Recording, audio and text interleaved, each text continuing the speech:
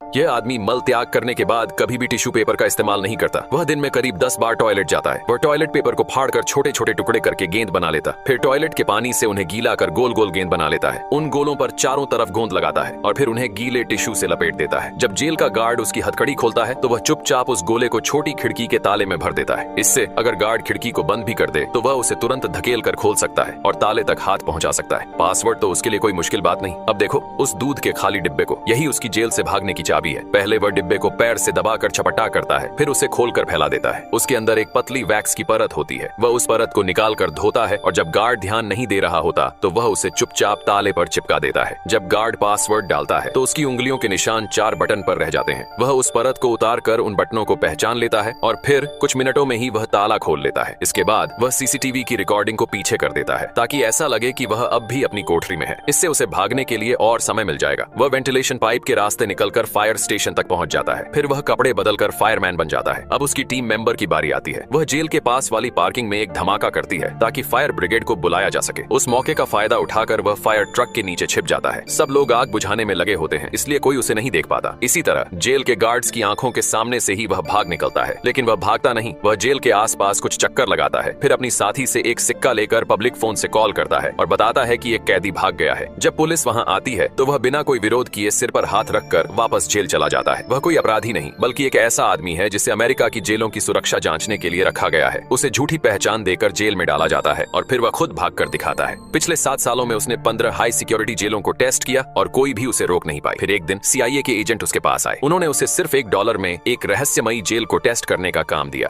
उस $1 के लिए वह मान गया। पहले की तरह ही उसे नकली नाम, एक संपर्क व्यक्ति और एक निकासी कोड दिया गया ताकि जेल में रहते हुए उसकी सुरक्षा बनी रहे। उसकी साथी ने उसके शरीर में एक ट्रैकर भी डाल दिया था। सब कुछ एकदम सही लग रहा था, लेकिन उसे नहीं पता था कि इस बार वह एक बहुत बड़े जाल में फंस चुका है।